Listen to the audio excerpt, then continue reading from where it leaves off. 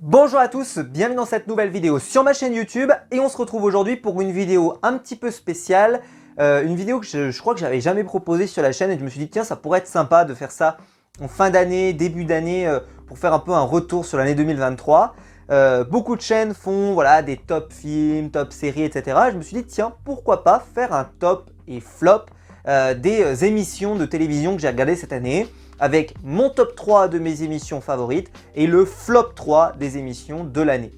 Dites-moi dans les commentaires évidemment si ce concept vous plaît et puis surtout dites-moi vous, votre top 3 et votre flop 3 ou si vous n'en avez pas 3, votre flop 2 etc. selon évidemment les émissions que vous avez regardées. Ça sera évidemment un top et un flop subjectif avec ce que j'ai aimé etc. Je vous le dis tout de suite, mon top 3 c'est vraiment les 3 meilleurs programmes que j'ai vus cette année. Et ce sont 3 indispensables, voilà. Le flop 3, et ben là on va en parler, il y a un petit peu de discutable, etc. Mais voilà. Ce que je vais faire pour le top 3, on va monter un peu en suspense. Je vais aller de la 3e place à la 1re place, c'est-à-dire le programme que j'ai préféré. On va commencer donc avec le numéro 3.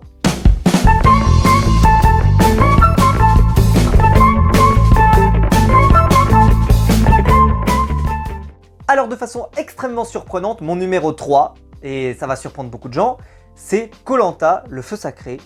Et pourtant, c'est certainement de récente mémoire l'une des meilleures saisons de Koh-Lanta.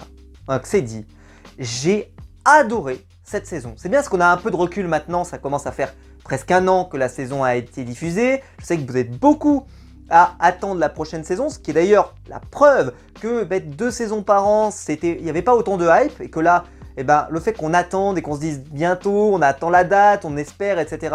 Je trouve que c'est plutôt payant. Quand il y a des saisons All-Star, on peut leur pardonner 2 saisons par an. Mais si c'est 2 saisons régulières, je pense qu'une saison par an, c'est un excellent choix. Et donc, au final, cette saison de Koh-Lanta le feu sacré, qui fut une saison, la saison du jeu. Alors là, clairement, on a eu des gens qui sont venus jouer. D'ailleurs, le gagnant de la saison était un joueur, un vrai joueur, qui s'est jeté à 200% dans le jeu, qui a fait de la stratégie, pas de la stratégie dégueulasse, qui l'a fait passer pour un méchant, un connard et tout ce que vous voulez. Non, au contraire, il est passé pour quelqu'un qui a joué mais qui a été fort dans les épreuves, qui était hyper complet, qui n'a pas fait ça pour être méchant mais qui a fait ça pour s'amuser. Et cette saison-là, tout le monde était dans cet esprit-là, l'esprit de on s'amuse. Alors, on se souviendra par contre tristement, et c'est pour ça qu'elle est 3e, de cette abominable réunification qui est certainement la plus mauvaise réunification de l'histoire de Koh-Lanta. J'ai pas souvenir qu'on ait eu pire que ça, hein. Vous vous souvenez, le truc était démentiel. Je crois que j'avais appelé ma review d'ailleurs la pire réunif de tous les temps. Je pense que je prends pas de risque tellement c'était mauvais. C'était horrible. Alors en plus c'est coupé en 2 etc. Donc évidemment on met pas toutes les chances de notre côté pour que ça soit bien. Mais c'était une catastrophe. Donc forcément ça a déclassé cette saison-là par rapport aux 2 autres programmes que je vais vous présenter qui sont des masterclass de A à Z. Mais quelle excellente saison de Koh-Lanta. Ce fut une super saison, très clairement. Je me suis régalé, le gagnant est top, on s'est vraiment, tout était bien, les épreuves étaient bien, le concept, c'était pas trop le fouillis, il n'y avait pas tout et n'importe quoi avec des tu sais, vous savez, des arbres secrets, tout et machin, des trucs comme ça, vous n'aviez pas des Flavio le méritant ou autre comme ça. Non, franchement, c'était une saison très très bien. De A à Z, j'ai trouvé plein de chouchous. Et ça, vous savez que c'est indispensable pour moi. Il y a eu du divertissement, il y a eu de la stratégie, beaucoup. Il y a eu énormément de divertissement. Merci Rudy, on le remerciera jamais assez. Je le remercie une nouvelle fois parce que vraiment, il a été excellent. Bref, j'ai adoré de A à Z, même la période avant la réunif, la période après la réunif. Ça a été une saison complète. C'est une saison que je recommanderais aux gens. Si jamais ils doivent regarder une saison de Koh-Lanta, je leur dirais, mais regarde ça, c'était super. Vraiment, c'est pas la saison qui a été le mieux référencé en termes d'audience et tout, mais ça le méritait parce que franchement, c'était une saison à ne pas rater de mon point de vue. Mais dites-moi dans les commentaires, vous maintenant avec du recul, est-ce que vous êtes d'accord avec moi? En tout cas, c'est mon top 3 et c'est mon top 3 mérité. C'est-à-dire que c'est vraiment, c'est pas parce qu'elle est 3e que ça veut dire que c'est pas bien. Au contraire, c'est que c'était excellent, c'est l'une des meilleures. Ça veut dire que ce qu'il y a devant, c'est encore au-dessus.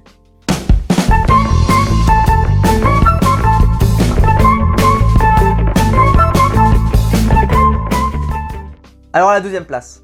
Alors là, pour être tout à fait transparent, j'ai failli le mettre premier. J'ai failli. Parce que c'est certainement l'émission qui où je suis parti avec un premier épisode qui m'avait pas convaincu. Ah, j'avais fait la review, j'étais pas convaincu.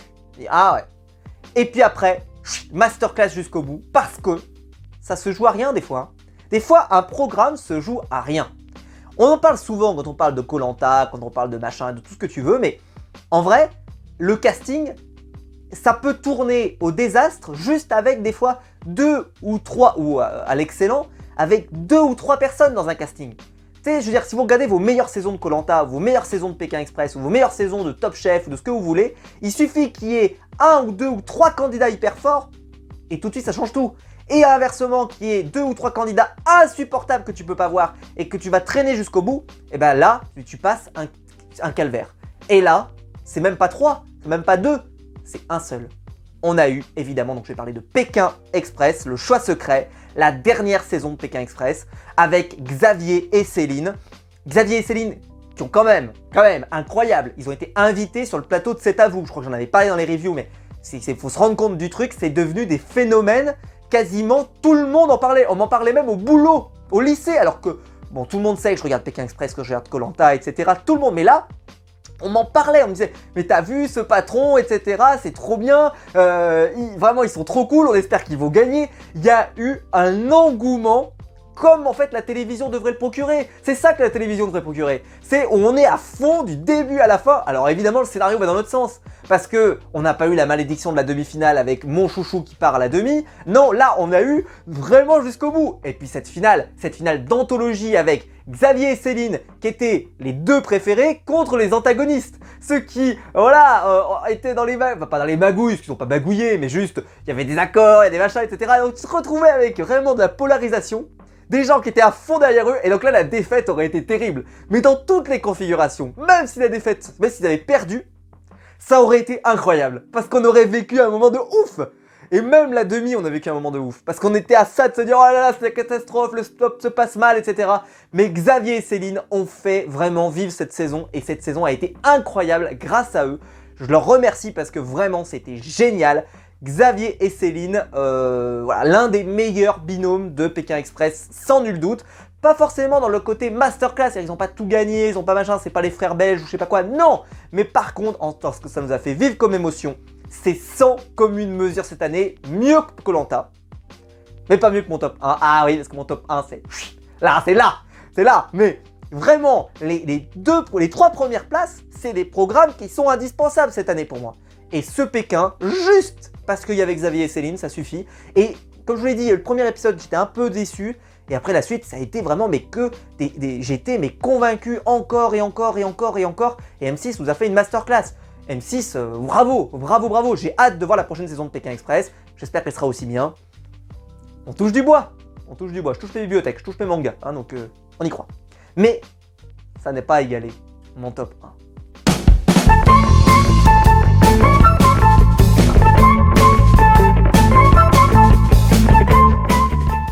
Alors, le suspense est peut-être à son comble pour vous, puisque quel est mon top 1? Bon, si vous connaissez la chaîne, je pense que vous savez quel est le programme que j'ai préféré chroniquer cette année. C'est pas Koh-Lanta, c'est pas Pékin Express, même si j'ai adoré faire ces 2 programmes. D'ailleurs, j'avais fait une intro pour la demi-finale de Pékin Express et tout, donc preuve que j'étais vraiment à fond et tout, et je m'étais régalé. Mais il y a eu encore mieux, il y a eu encore plus fort, il y a eu encore plus incroyable. C'est évidemment la dernière saison de Les Traîtres, qui a été diffusé cet été, le programme de l'année. Je crois qu'il a été classé également premier dans un classement d'un magazine télé, je crois, et c'est mérité, donc il n'y a pas que moi qui le pense. C'est la masterclass de l'année. C'est la masterclass de l'année, le meilleur casting jamais fait dans une émission de télévision. Ça, au moins, c'est dit. Allez, comme ça, hop là, terminé, bonsoir. Le meilleur concept mise en scène de l'année, et depuis tellement longtemps, incroyable. Des épreuves de fou, un scénario de dingue, une finale extraordinaire, Juju Fitcat à son sommet qui a été formidable à écouter et à suivre, et bravo à M6 de l'avoir trouvé, de l'avoir choisi avec Thibaut, de l'avoir mis à télé, et ils l'ont même mis dans Incroyable Talent, et je trouve qu'elle a assuré d'ailleurs, j'en ai parlé quand j'ai fait les reviews de la France Incroyable Talent, mais elle a assuré sur M6 dans la deuxième partie, même en direct elle a assuré, donc bravo à elle, je lui souhaite beaucoup de succès sur M6, elle le mérite. et elle a regardé mes vidéos, ce qui n'est pas un mal. Je sais qu'il y en a beaucoup des candidats de Les Traîtres qui ont regardé mes vidéos, donc je suis très très content. Pareil pour les Koh-Lanta d'ailleurs, il y en a beaucoup qui ont regardé. Mais Les Traîtres, quel bonheur de regarder ça chaque semaine. On était comme des fous. J'avais peur que le côté 5 Prime plutôt que 3 comme à l'époque de la première saison, que ça affecte un peu le programme, que ça soit moins rythmé, moins dense, etc. Au final, on l'a vu passer à 200 à l'heure. Voir Claude dans le programme, dans un rôle un peu à contre-emploi, c'était top, même si on s'attendait évidemment plus. Jean Lassalle, messieurs, dames. Charlotte de Turckheim a été incroyable. Guillaume Play était top. Il y avait évidemment Juju Fitcat qui a porté la saison et qui était exceptionnel de A à Z, qui nous a fait une masterclass dès le premier épisode pour terminer de toute beauté. On peut penser à Andy, on peut passer... Enfin bref, il y avait un casting de fou malade. On se rend pas compte. D'ailleurs, le risque maintenant c'est M6, c'est de ne pas réussir à proposer une saison supplémentaire avec un haut niveau comme celle-là. Parce que réussir à avoir un casting aussi différent, avec des gens tellement différents, avec des Norbert, avec des... Enfin, vraiment des gens qui ont rien à voir, avec des différences d'âge, de tout au bord, de toute chaîne, de tout machin. Enfin, vraiment, c'est incroyable ce qu'ils ont réussi à faire sur cette émission. Bravo à la chaîne parce que Les Traîtres, ça a été une masterclass. Eric Antoine, pour moi, il a trouvé son programme. C'est vraiment, il y a mis son style, il y a mis son empreinte. Je sais qu'il y a d'autres versions du programme. Je ne sais pas ce que ça donne, je l'ai déjà dit, mais je pense qu'Eric Antoine, il a vraiment mis une patte dessus. Je suis pas sûr qu'on retrouve ça ailleurs. Et franchement, ça lui va, mais comme un gant.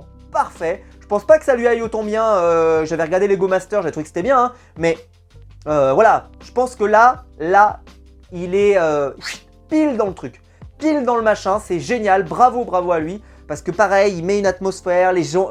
et aussi, ça c'est super, les mecs qui viennent jouer, les filles qui viennent jouer, elles sont là à fond.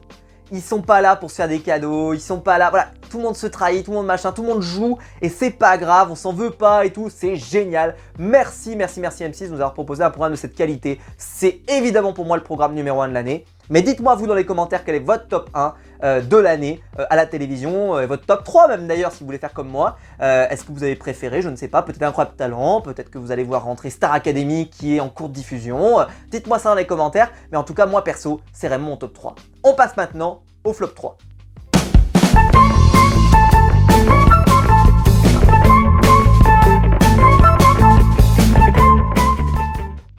Alors pour mon flop 3 de l'année, on va faire pareil, c'est-à-dire que le troisième, c'est le troisième programme que j'ai le moins aimé.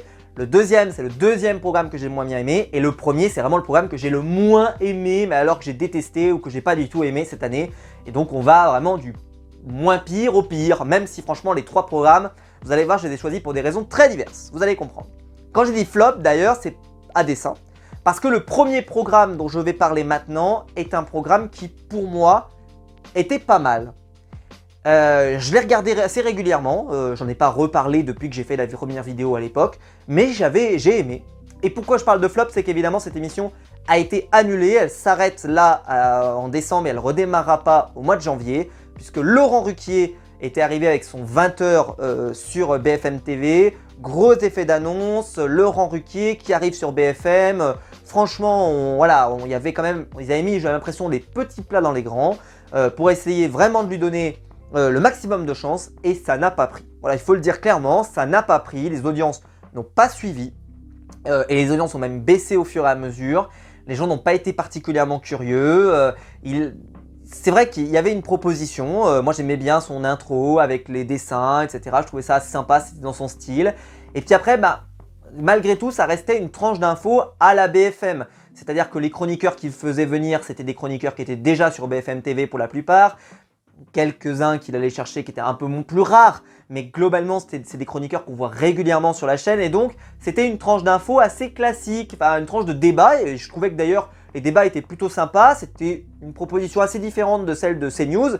Mais voilà, c'est le triste sort de la télévision. C'est que, voilà, des fois, on est obligé de s'arrêter. Sauf que là, cas particulier, c'est que c'est Laurent Ruquier lui-même qui a décidé d'arrêter.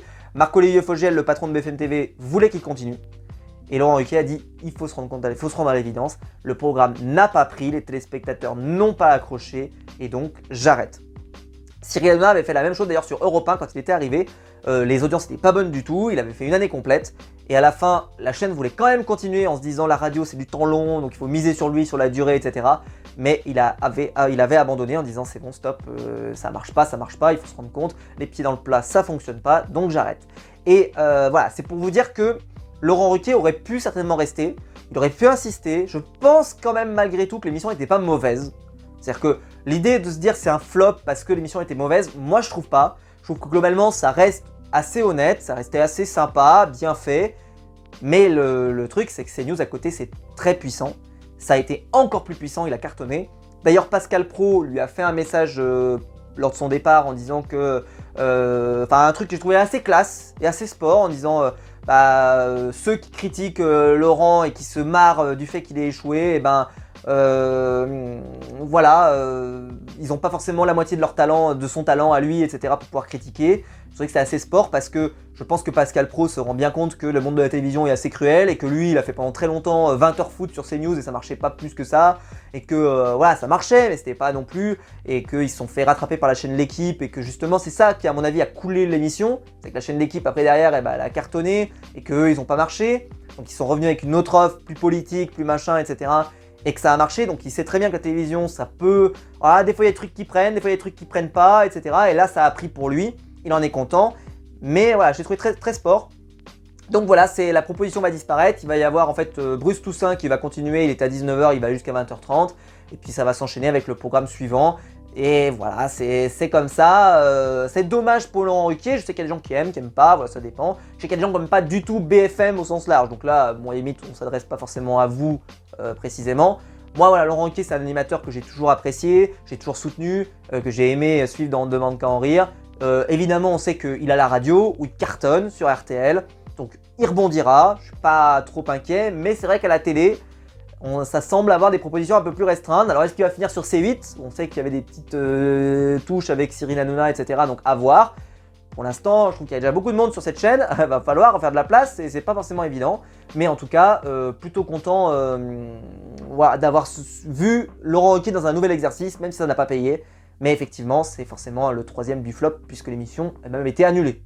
Mais pour moi, en termes de qualité, c'est meilleur quand même que les deux autres que je vais vous présenter. Donc c'est pour ça que je l'ai mis seulement en troisième place.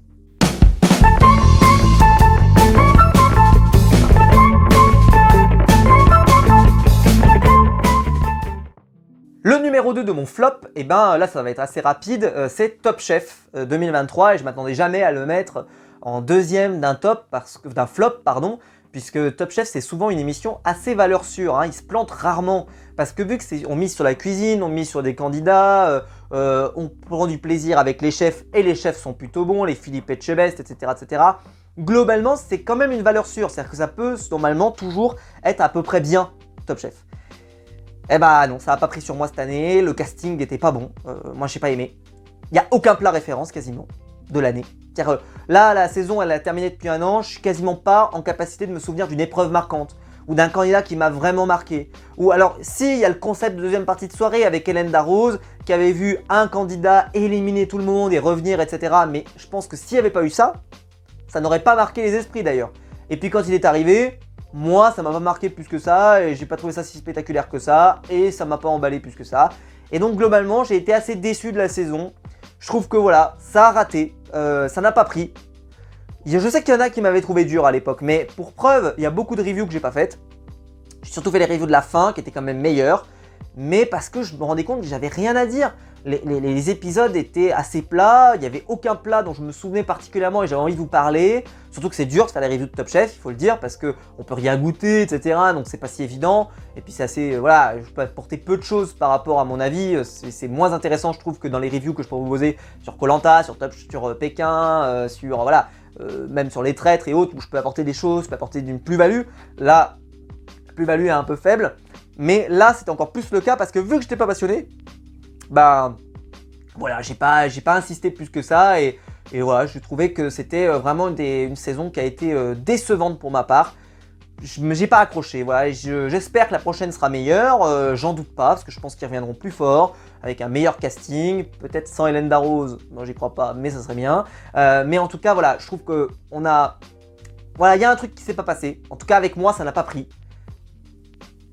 Espérons des jours meilleurs pour Top Chef, mais pour moi c'est vraiment le programme qui m'a le plus déçu. C'est pour ça que je le mets en flop 2 parce que c'est un programme qui d'habitude ne me décevait jamais. Donc là je me dis, ah bah franchement, c'est vraiment la déception. Pour ma part, peut-être que vous c'est pas votre cas, peut-être que vous l'avez peut-être mis dans votre top d'ailleurs. J'ai hâte de vous lire dans les commentaires, mais moi c'est vraiment mon flop de l'année parce que j'en attendais beaucoup. Là c'est vraiment le terme flop qui marche parce que c'est probablement quand même meilleur par exemple que le 20 ans de Ruquier par exemple, donc ça mériterait d'être 3e. Mais j'en attendais beaucoup.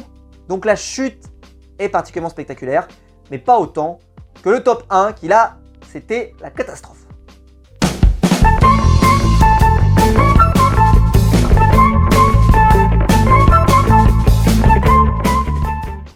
Le flop 1, maintenant, ah bah là, il n'y a pas de surprise pour ceux qui ont suivi la chaîne.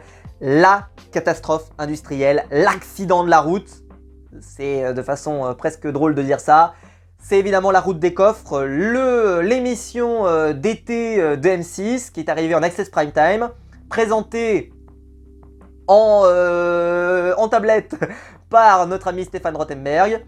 Grosse campagne quand même de com pour essayer de faire découvrir le programme. On te dit, voilà, vous allez voir, ça va être incroyable. Une émission avec des camping-cars, avec de l'aventure et tout. C'était une catastrophe. Catastrophe de A à Z, le programme est pas bon, les candidats étaient pas bons, c'était chiant à mourir, les épreuves étaient nulles, pas de rythme. J'ai fait le premier épisode et j'ai dit j'arrête.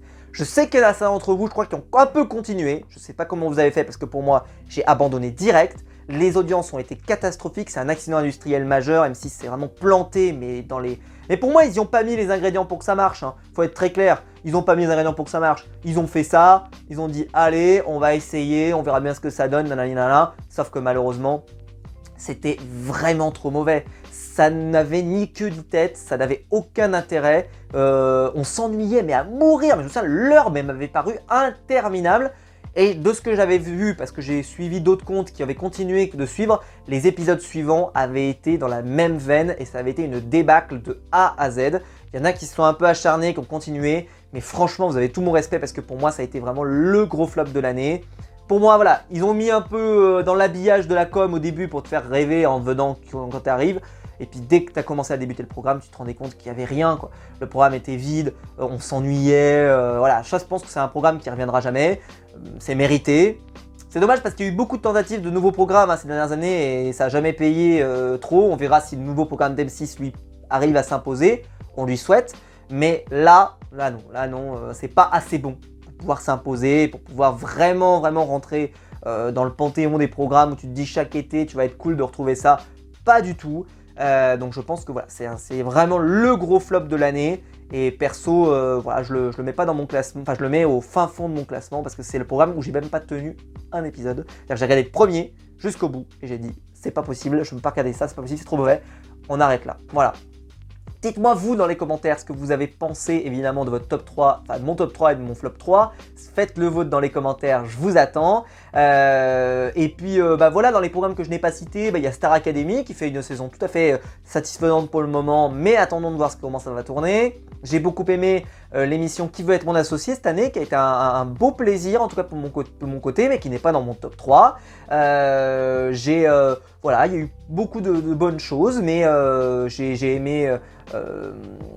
il y a eu deux soirées avec un gars et une fille, j'ai trouvé ça plutôt sympathique aussi. C'était pas aussi bien que prévu, mais c'était quand même pas la catastrophe, c'était quand même pas au niveau des inconnus, qui était vraiment la catastrophe. C'était mieux, pas extraordinaire, mais mieux. Voilà, donc bon, il y a eu beaucoup de choses super sympas et je vous souhaite une belle année télé en 2024. En tout cas, on y croit, on croise les doigts. Mais voilà, dites-moi dans les commentaires vraiment ce que vous avez pensé de cette vidéo. Si la vidéo vous a plu, vous pouvez la liker, vous vous abonner, vous pouvez la partager sur les réseaux sociaux. Si jamais vous voulez soutenir la chaîne financièrement, vous pouvez appuyer sur le bouton rejoindre juste en dessous ou le bouton merci aussi, j'en parle jamais, mais vous pouvez me dire juste thanks, merci, et je vous remercie aussi pour soutenir la chaîne financièrement. Et quant à nous, on se retrouve très vite pour des nouvelles vidéos sur ma chaîne YouTube. Ciao!